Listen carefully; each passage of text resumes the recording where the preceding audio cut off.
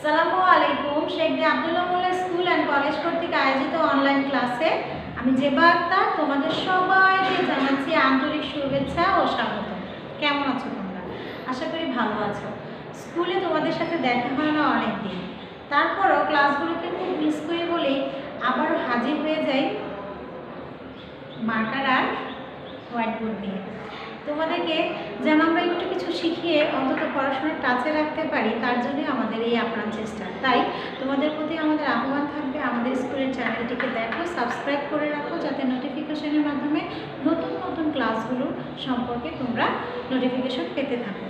তো শিক্ষার্থীরা, আজকে আমরা কিন্তু নবম শ্রেণীর রসায়ন ক্লাসটি করব।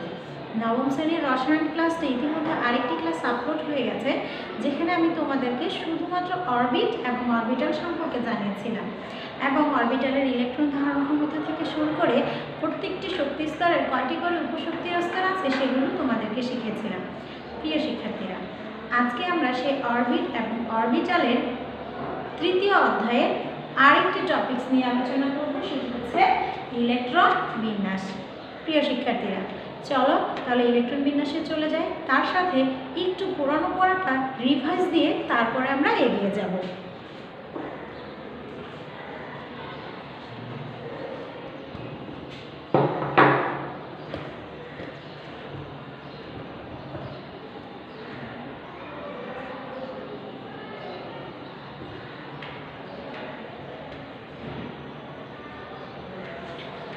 তো প্রিয় শিক্ষার্থীরা, একটু সময় লাগলো ক্যামেরাটাকে সেট করে নেওয়ার জন্য, যাতে তোমরা বোর্ডের লেখা আর একটু সুন্দর স্পষ্টভাবে বুঝতে পারো।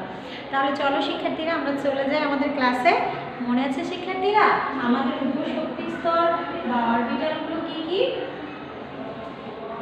আমি জানি তোমাদের মনে আছে। Orbital S, P, D, F।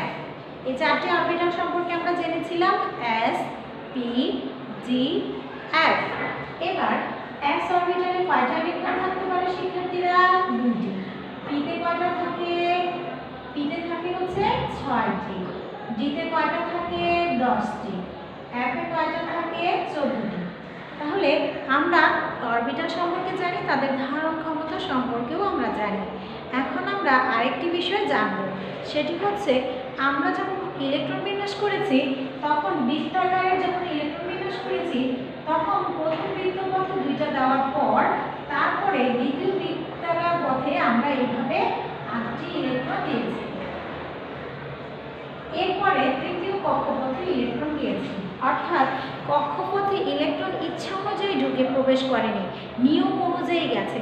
প্রথমে গিয়েছে প্রথম কক্ষপথে, তারপরে গিয়েছে দ্বিতীয় কক্ষপথে, তারপরে তৃতীয়, তারপরে চতুর্থ।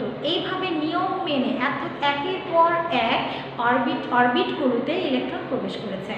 তাহলে এই যদি হয় কারণ, অর্থাৎ শক্তি স্তরে ইলেকট্রন তার নির্দিষ্ট নিয়ম মেনে, অর্থাৎ প্রথম, দ্বিতীয়, তৃতীয় এইভাবে ক্রমান্বয়ে ইলেকট্রন প্রবেশ করে।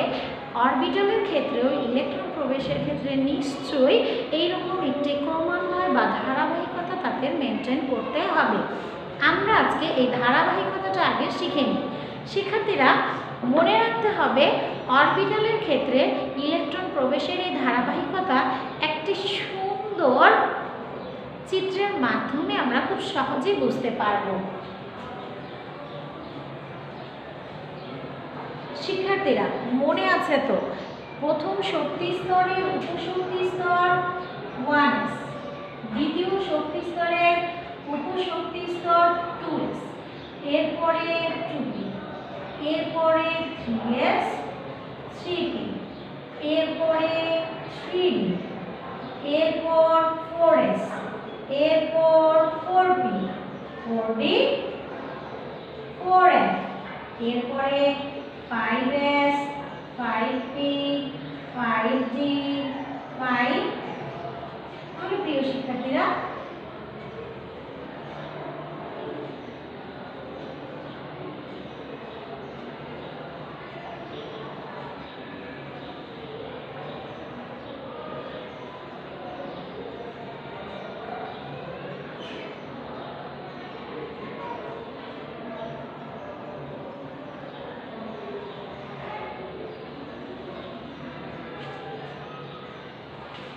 দেখো প্রিয় শিক্ষার্থীরা কি হচ্ছে এখানে,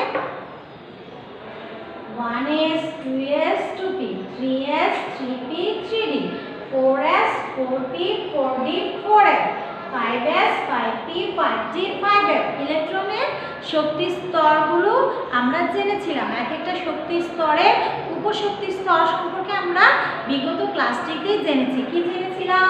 প্রথম শক্তি স্তরের উপশক্তি স্তর 1s, দ্বিতীয় শক্তি স্তরে 2s 2p, তৃতীয় শক্তি স্তরে 3s 3p 3d, চতুর্থ শক্তি স্তরে 4s 4p 4d 4f, এরপরে 5s 5p 5d 5f। তাই না শিক্ষার্থীরা? এবার এই ইলেকট্রন প্রবেশ করবে, উপর দিক থেকে ইলেকট্রন আসবে।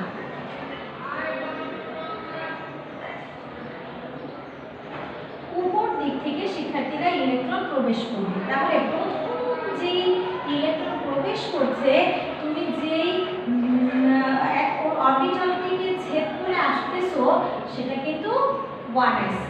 এরপরে এখান থেকে এটা এভাবে আসবে, অর্থাৎ এখান থেকে ঘুরে সে চলে যাবে কোথায়? এখানে। এরপরে এটা আবার এইভাবে আসবে, এখান থেকে ঘুরে সে যাবে হচ্ছে এখানে, আবার এখান থেকে ঘুরে সে আসবে হচ্ছে এখানে, আবার এখান থেকে ঘুরে আসবে হচ্ছে এদিকে। তাহলে শিক্ষার্থীরা খেয়াল করো তো কি হয়েছে, প্রথমে ইলেকট্রন প্রবেশ করছে এই বিন্দু দিয়ে, রাইট? এটা কি 1s, এটা কি 1s। শিক্ষার্থীরা খেয়াল করো, এটা কি 1s, রাইট? বোঝা যাচ্ছে? দেখা যাচ্ছে কি? আমি কি আরেকটু ক্লোজ করে দেব?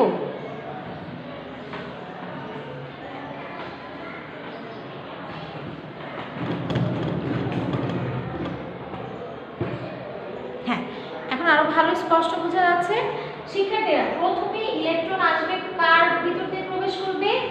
1s এর ভিতর দিয়ে। তারপরে ইলেকট্রন এই উপর দিয়ে খেয়াল করো কার ভিতর দিয়ে আসতেছে? 2s এর ভিতর দিয়ে। তারপরে ইলেকট্রন আসতেছে কার ভিতর দিয়ে? 2p এর ভিতর দিয়ে। তারপরে আসছে কার? 3s। এরপরে ঘুরে আবার এদিক দিয়ে আসবে 3p 4s, আবার এদিক দিয়ে ঘুরে আসবে 3d 4p 5s। শিক্ষার্থীরা মনে রাখো, প্রথম যেই অরবিটালটি বা কক্ষ উপশক্তি স্তরের ভিতরে ইলেকট্রন প্রবেশ করবে সেটি হচ্ছে আমাদের কি? 1s। এরপরে এটি ঘুরে যাবে হচ্ছে 2s এ, তারপরে যাবে 2p তে, তারপরে যাবে 3s এ, তারপরে ঘুরে আসবে 3p তে, তারপরে 4s এ, 4s এর পর 3d 4p 5s। আবারও বলছি, 1s 2s 2p 3s 3p 4s, 4s এর পর 3d, 3d এর পর হচ্ছে 4p, 4p এর পর 5s। তাহলে আমাদের প্রথম ইলেকট্রন যাচ্ছে হচ্ছে 1s, তারপরে যাচ্ছে 2s, তারপরে যাচ্ছে 2p, তারপরে যাচ্ছে 3s, তারপরে যাচ্ছে 3p, তারপরে যাচ্ছে হচ্ছে 4s, তারপরে যাচ্ছে 3d 4p 5s। এইভাবে ইলেকট্রন প্রবেশ করতে থাকে। শিক্ষার্থীরা এখন তোমাদের মনে প্রশ্ন আসতে পারে যে কেন ইলেকট্রন আগে 1s এ, তারপরে 2s এ, তারপরে 2p বা 3s 3p তে কেন যাচ্ছে? এক্ষেত্রে আমি তোমাদেরকে বলছি, কোন অরবিটালে ইলেকট্রন প্রবেশ করবে তা নির্ভর করে ওই অরবিটালটির শক্তির উপরে। যেই অরবিটালের শক্তি কম, ইলেকট্রন আগে ওই অরবিটালে প্রবেশ করবে। শিক্ষার্থীরা মনোযোগ দিয়ে আবারও শোনো, আবারও বলছি, যেই অরবিটালের শক্তি কম সেই অরবিটাল অর্থাৎ নিম্ন শক্তি সম্পন্ন অরবিটালে ইলেকট্রন আগে প্রবেশ করবে, আর উচ্চ শক্তির অরবিটালে পরে প্রবেশ করবে। আবারও বলছি শিক্ষার্থীরা, নিম্ন শক্তির অরবিটালে ইলেকট্রন আগে প্রবেশ করবে, এরপরে ক্রমান্বয়ে আস্তে আস্তে উপরের দিকে যাবে। খেয়াল করো, এখানে 1s এর শক্তি সবচেয়ে কম, তারপরে 2s এর একটু বেশি, তারপরে এইভাবে আস্তে আস্তে শক্তি বেড়েছে। শক্তি যেরকম বেড়েছে, তাদের ইলেকট্রন প্রবেশের ক্ষমতাও সেইভাবে গেছে। যার শক্তি সবচেয়ে কম সে হচ্ছে 1s, এবং এই জন্য ইলেকট্রন আগে 1s এ প্রবেশ করেছে। ম্যাডাম, আপনি কিভাবে বুঝে নিলেন যে 1s হচ্ছে সবচেয়ে নিম্ন শক্তি সম্পন্ন অরবিটাল? আমি তোমাদেরকে এটাও শিখিয়ে দিচ্ছি। কোনো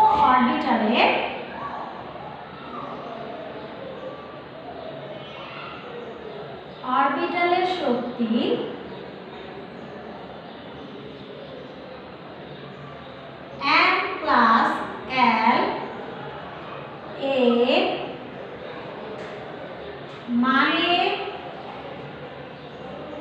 উপর নির্ভর করে। প্রিয় শিক্ষার্থীরা, আমি বলছি যে উপশক্তি স্তর তথা অরবিটালের শক্তি নির্ভর করে হচ্ছে n প্লাস l এর উপর। কার উপর? n plus l। n plus l। n কি শিক্ষার্থীরা? n হচ্ছে আমার শক্তি স্তরের মান, আর l কি শিক্ষার্থীরা? উপশক্তি স্তরের মান। l কি? উপশক্তি স্তরের মান, আর n কি? শক্তি স্তরের মান। তাহলে শিক্ষার্থীরা, আমরা একটা শক্তি স্তরকে বেছে নেই, তাহলে তার শক্তিটা আমরা কাউন্ট করতে পারবো। আমি এখানে নিলাম 1s অরবিটাল আর এখানে নিলাম 2s অরবিটাল, তাহলে এটা 1s।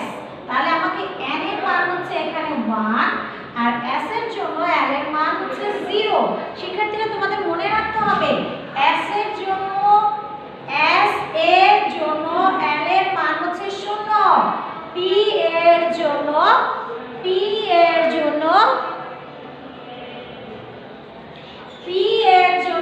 l এর মান হচ্ছে 1, d এর জন্য l এর মান হচ্ছে 2, আর f এর জন্য l এর মান হচ্ছে 3। এটা আমাকে ভুলে গেলে চলবে না। s এর জন্য l এর মান 0, p এর জন্য l এর মান 1, d এর জন্য l এর মান হচ্ছে 2, f এর জন্য l এর মান হচ্ছে 3। তাহলে এটা যদি আমি মনে রাখতে পারি তাহলে আমি এদের শক্তিগুলো বের করে নিতে পারবো। তাহলে প্রিয় শিক্ষার্থীরা, আমরা এখানে বেছে নিয়েছি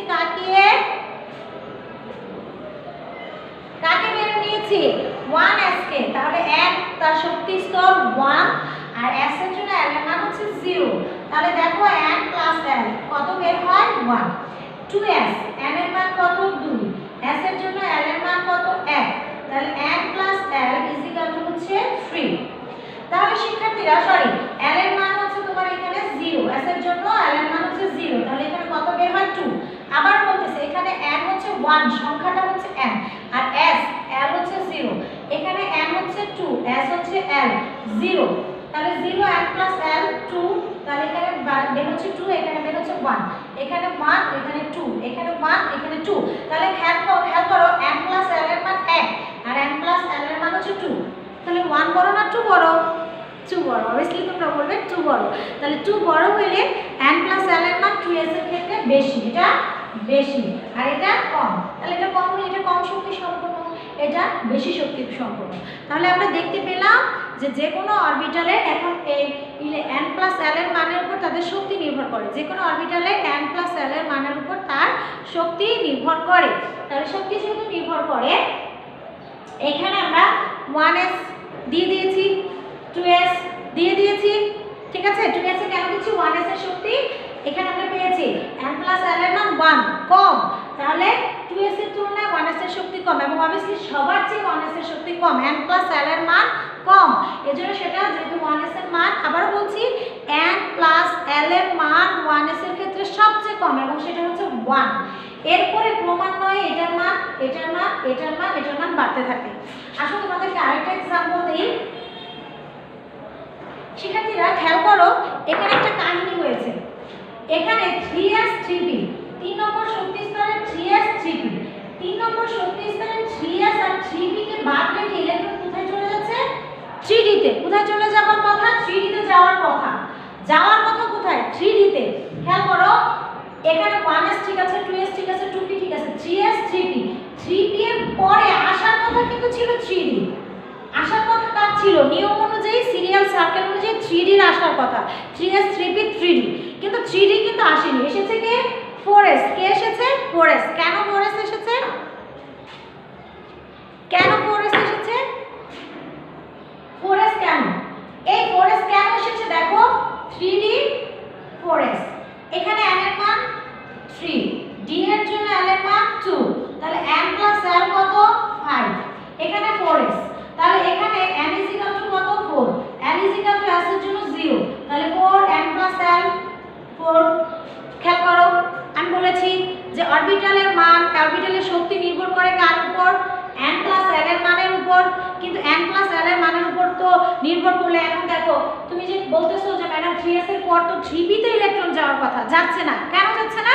কারণ হচ্ছে এখানে n প্লাস l এর মান, n প্লাস l এর মান 3d এর ক্ষেত্রে মাত্র 5 আর n প্লাস 4s এর ক্ষেত্রে n প্লাস l এর মান হচ্ছে 4। আবারও বলতেছি 3d এর ক্ষেত্রে n প্লাস l এর মান হচ্ছে 5, কিন্তু 4s এর ক্ষেত্রে n আর l এর মান হচ্ছে 4। তাহলে এখন তুমি আমাকে বলো 5 বড় না 4 বড়? 5 বড়। তাহলে 5 হলে কি তার শক্তি বেশি?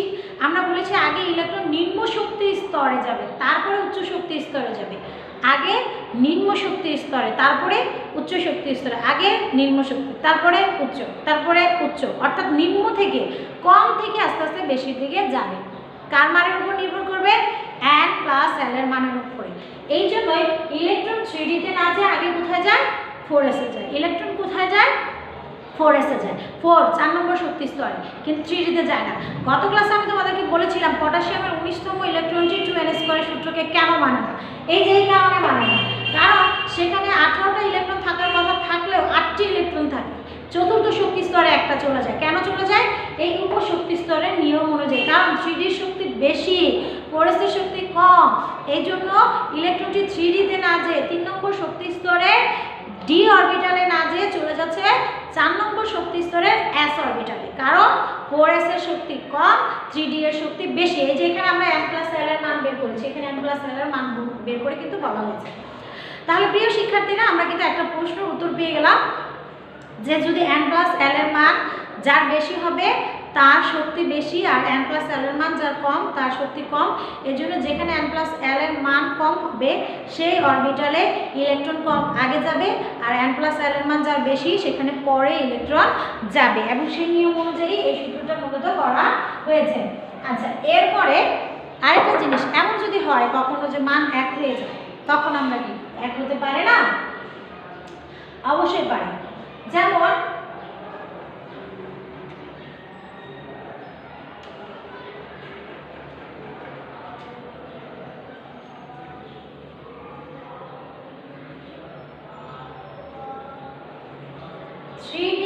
আর হচ্ছে 5s, n = এখানে হচ্ছে 3, l এর মান হচ্ছে 2। তাহলে দেখো n প্লাস l 5, 5s এর ক্ষেত্রে n = 5, l = 0। তাহলে n প্লাস l কত হচ্ছে? 0, সরি 5। এখন এখানে কি করব? এখানে তো দুইটারই ম্যাডাম আপনি বলছেন যার শক্তি n প্লাস l এর মান যার বেশি সেখানে পরে ইলেকট্রন যাবে, আর যেখানে n প্লাস l এর মান কম সেখানে আগে ইলেকট্রন যাবে। কিন্তু এখানে তো ম্যাডাম দুইটা সেম হয়ে গেছে। এখানে 3d এর মান n প্লাস l যোগ করে পেয়েছো 5, n প্লাস l এর মান যোগ করে পেয়েছো 5। তাহলে দুইটাই তো সমান, সেম। তাহলে এখানে কি করবে? এখানে প্রিয় শিক্ষার্থীরা মনে রাখবে, যদি এরকম সেম হয়ে যায় তখন তুমি শক্তি স্তরকে প্রাধান্য দিবে। যার শক্তি স্তর আগে তাতে আগে ইলেকট্রন যাবে, আর যার শক্তি স্তর পরে তাকে আমরা পরে ইলেকট্রন দিব। নাম্বারের ক্ষেত্রে খেয়াল করবা যে 3 না 4 না 5। এখানে দেখো 3, তাহলে এটা আগে ইলেকট্রন যাবে, আর এটা 5s 5 নম্বর শক্তি স্তর, এটাতে পরে ইলেকট্রন যাবে। আমি কি বোঝাতে পেরেছি শিক্ষার্থীরা? আবারও বলছি, 3d যদিও n প্লাস l এর মান দুটোটারই 5, দুটোটাই একই পরিমাণ সমশক্তি সম্পন্ন, কিন্তু এখানে আমি খেয়াল করব প্রধান শক্তি স্তর n হচ্ছে এখানে 5, আর এখানে n হচ্ছে তোমার 5। তাহলে 5 অরবিটটা পরে আসছে, আর 3 নম্বর অরবিটটা আগে এসেছে। এর জন্য আগে ইলেকট্রন 3d তে যাবে, তারপরে কোথায় যাবে শিক্ষার্থীরা? 5s।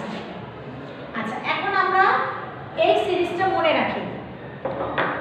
1s 2s 2p 3s 3p 4s 3d 4p 5s, এইটুকু আমরা আপাতত মনে রাখলে চলবে। ঠিক আছে? এভাবে আমরা ইলেকট্রন বিন্যাসটা শিখে নিই। এখন আমাদের মৌলের নামগুলো আমাদের জরুরি হবে, দরকার হবে। তা আমি এখানে চেষ্টা করব তোমাদের সাথে যতটুকু করানো যায়। হাইড্রোজেন, হিলিয়াম,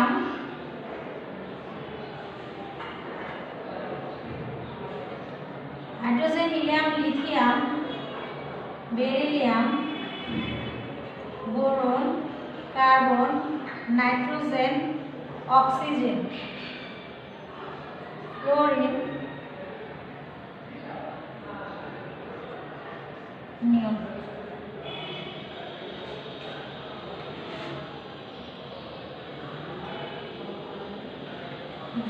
তাহলে এটা হচ্ছে 3, এটা হচ্ছে 4, 5, 6, 7, 8, 9, 10 1s।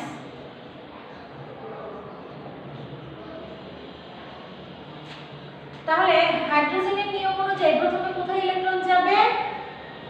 1s এ। তাহলে আমি 1s এ দিয়ে দিলাম একটা।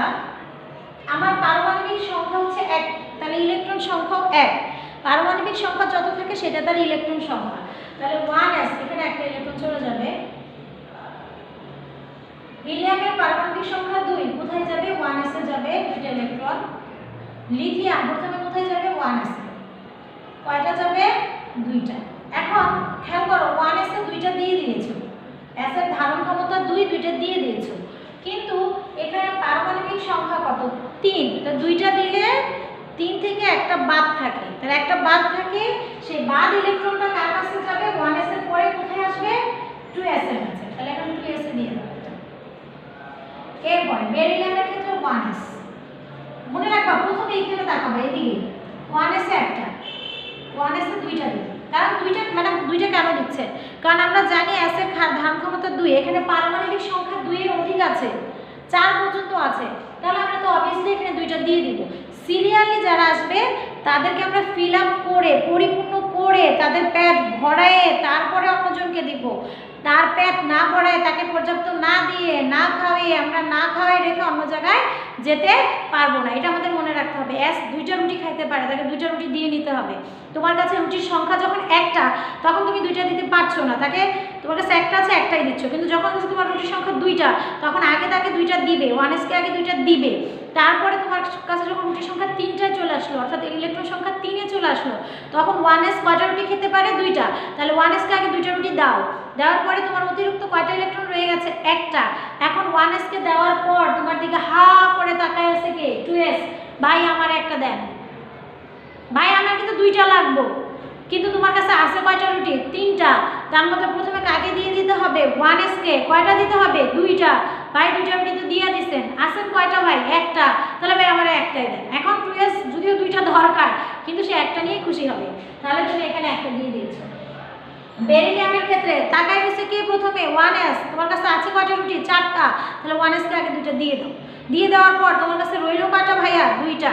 তাহলে ভাই এখন দিবেন কারে? 2s, যেহেতু সিরিয়ালে ভাই আমি আছি, তাহলে আমারই দেন। কয়টা দিবেন? 2টা। ঠিক আছে। এরপরে কে? বোরন। কয়টা দিবা? 2টা। কারণ ওই যে সিরিয়ালে ফার্স্টে দাঁড়ানো আছে, আমার তার 2টা দিতেই হবে, 2টা দেওয়া ছাড়া অন্য কোথাও যাওয়া যাবে না। এরপরে কি? 2s। তাহলে বেরিলিয়াম 5টা রুটি নিয়ে দাঁড়ায় আছে, 5 জন মালিক, 5টা ইলেকট্রনের মালিক। 1sকে 2টা দিয়ে দিলা। এখন ভাই কয়টা আছে আপনার কাছে? 3টা। ভাই আমারে 2টা দেন। তাহলে 2টা দিয়ে দিলা। এখন ভাই 2টা দেওয়ার পরে আপনারা তো 2টা দিয়ে দিচ্ছি, কিন্তু আমার কাছে তো এখনো ভাই একটা আছে। টুপি দাঁড়ায় বলে ওই যে আমি হাজির, টুপি আমি আছি। তাহলে টুপিকে দিয়ে দাও একটা। দিয়ে দিলাম একটা। এখন পি এর প্যাক ভরবে কয়টা দিয়ে? 6টা দিয়ে। পি এর প্যাক ভরবে কয়টা দিয়ে? 6টা দিয়ে। বেচারা পাইছে কয়টা? একটা, তাই না? এখন সে কার্বন আসলো, কার্বন 1sকে দিয়ে দিছে 2টা, 2sকেও 2টা দিয়ে দিছে। এবার বলতেছে ভাই তোদের দেওয়ার পরে আমার কাছে 2টা রুটি আছে। কি বলতেছে? আমারই 2টা দিবা, কারণ আমি তো 6টা পর্যন্ত খাইতে পারি। তাহলে আগে 6 ফিল আপ করতে হবে। 1s স্কয়ার 2s স্কয়ার, এখানে কয়টা দিবা? 3টা। 1s স্কয়ার 2s স্কয়ার, এখানে কয়টা দিবা? 4টা। 1s স্কয়ার 2s স্কয়ার, এখানে কয়টা দিবা? 5টা। 1s স্কয়ার 2s স্কয়ার, এখানে দিবা 6টা। কেন? পি 6 না হওয়া পর্যন্ত এবারটা সত্য না। এবারটা যে কাছে এনে দাঁড়ায় থাকবো, আমি আগে 6 ফিল আপ করে লই, আপনি 6টা আমার আগে দেন। এরপরে যদি আপনার কাছে রুটি থাকে, আপনি পাশের জোনে দিন। এই পাশের জোন কে? পাশের জোন হইতেছে 3s, তাই না?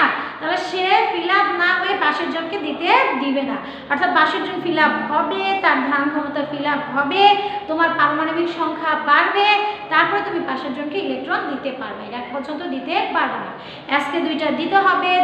এসকে তোমার কাছে থাকাকালীন, অর্থাৎ পারমাণবিক সংখ্যা যখন বেশি বড় মৌল আসবে, তোমার তোমার কাছে পারমাণবিক সংখ্যা বেশি থাকবে, তখন তুমি সেই মৌলগুলোর অরবিটালগুলোর সম্পূর্ণ ধারণ ক্ষমতাকে ফিল আপ করে পরবর্তী অরবিটালে যে ইলেকট্রন দেবে। বুঝাতে পেরেছি? আশা করি কিছুটা পেরেছ। বাসায় প্র্যাকটিস করলে আরো পারবে। আমরা 10 পর্যন্ত গেলাম, এরপরে বাকিগুলোতে যাই। 10 এর পরে মৌলগুলো কি কি? নিয়নের পরে আসবে sodium, magnesium, aluminium, silicon, phosphorus, sulphur,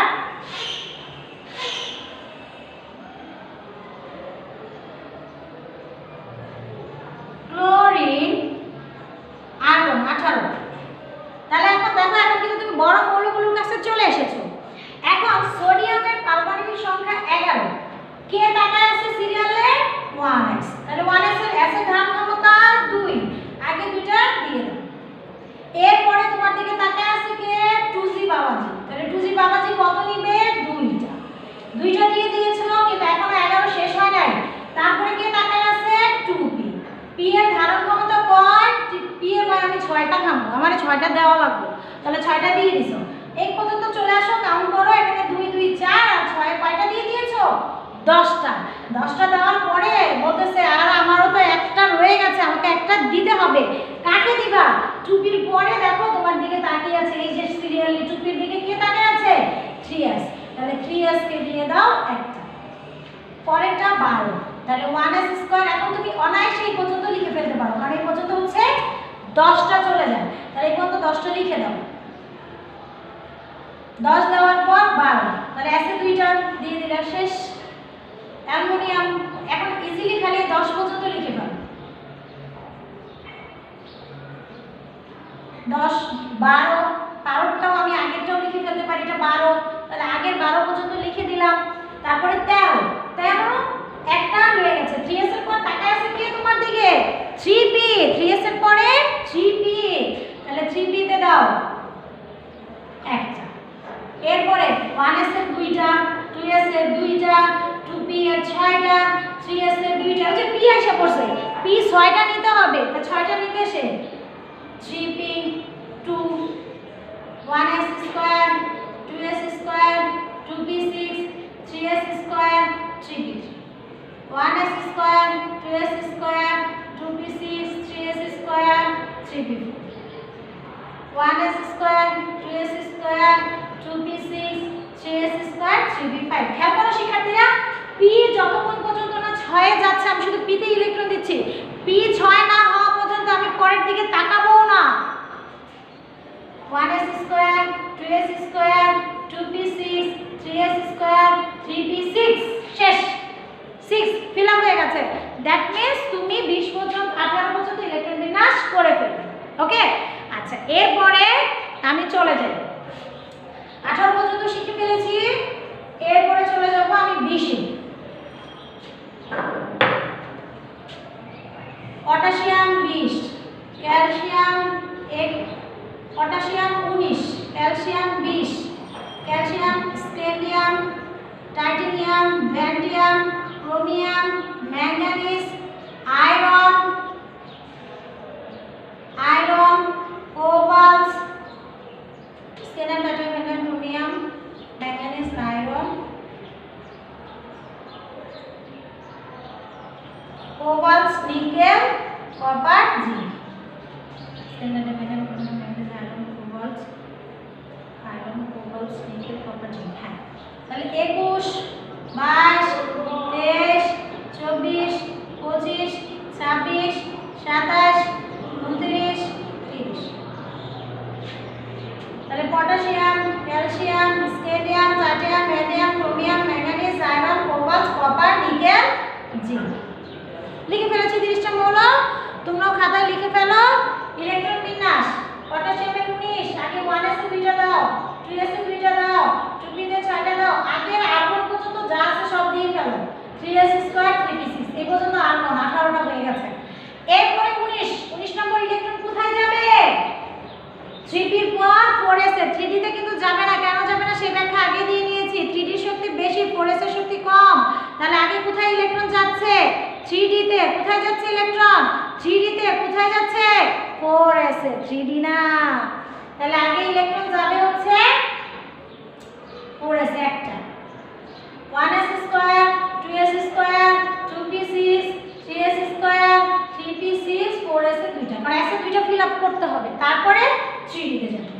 1s square 2s square 2p6 3s square 3p6 4s square 3d তে একটা। এভাবে লিখব না আমরা 4s এর পর দিব 3d তে ইলেকট্রন, তাহলে 4s স্কয়ার তারপরে 3d1 লিখব, তাই না? হবে না। কেন হবে না? কারণ হচ্ছে হবে না কেন হবে না? কারণটা দেখো, 4s 4 নম্বর শক্তি স্তর আর 3d তিনটা আর 4d চারটা, তাহলে তুমি ইচ্ছা করলেই 3d কে 4s এর পরে লিখতে পারো না। ইলেকট্রন পরে যাবে এটা ঠিক আছে, কিন্তু সিরিয়ালি লিখতে হবে 3 এর সাথে 3, এখানে 2টা এখানে 1টা। তাহলে দিতে থাকো 2 স্কয়ার। এখন শুধু d তে যাবে কতক্ষণ পর্যন্ত? 10 পর্যন্ত। 2p6 3s square 3p6 3d 2 4s 1 2 1s square 2s square 2p6 3s square 3p6 3d 4 3d 3 4s 2 1s square 2s square 2p6 3s square 3p6 3d 4 4s 2। এভাবে লিখবা না? এইটাও হবে না। ম্যাডাম কি যে করেন আপনি, আসলে কিছু করার নাই, সমস্যাগুলি এরকম। 3d 4 4s 2 এটাকে আমরা এভাবে লিখি না, এটাকে আমরা লিখি হচ্ছে 3d 5 4s 1। এটার কারণ কি? এটার কারণ আমি তোমাদেরকে একসাথে আরেকটা মৌল আছে সেটা সহ বোঝাবো। এরপরে 1s square 2 square 2p6 3s square 3p6 3d 5 4s 2 1s square 2s square 2p6 3s square 3p6 3d 6 4s 2 1s square 2s square 2p6 3s square 3p6 3d 7 4s 1s square 2s square 2p6 3s square 3p6 3d 8 4s square 1s square 2s square 2p6 3s square 3p6 3d 9 4s 2। এইটাও এভাবে লেখা যাবে না। তাহলে এটা আমরা কিভাবে লিখব? এটা লিখবা 3d 10 4s 2 1s square 2s square 2p6 3s square 3p6 3d 10 4s, এখানে 1 হবে, সরি 3d 10 4s 2। প্রিয় শিক্ষার্থীরা, ইলেকট্রন বিন্যাস করতে যেয়ে আমরা এখানে দুইটা ব্যতিক্রম দেখলাম। যেখানে 3d 4 হয়ে 4s 1 হওয়ার 2 হওয়ার কথা, প্রিয় শিক্ষার্থীরা এখানে হওয়ার কথা ছিল কিরকম? 3d 4 4s 1 2 4s 2, আর এখানে হওয়ার কথা কি ছিল? 3d 9 4s 2। কিন্তু এই দুইটা ব্যতিক্রম, ইলেকট্রন বিন্যাস হলো না। এই হলো না কারণ কি? এই হলো না কারণ হচ্ছে বাকি সবগুলো মুছে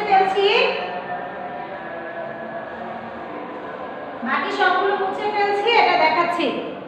এই না হওয়ার কারণ হচ্ছে 3d 4 4s 2 এবং 3d 9 4s 2 না হওয়ার কারণ হচ্ছে শক্তি স্তর বা অরবিটালগুলো ইলেকট্রন দ্বারা অর্ধপূর্ণ অথবা পরিপূর্ণ লাভের মাধ্যমে স্থিতিশীলতা অর্জন করতে চায়।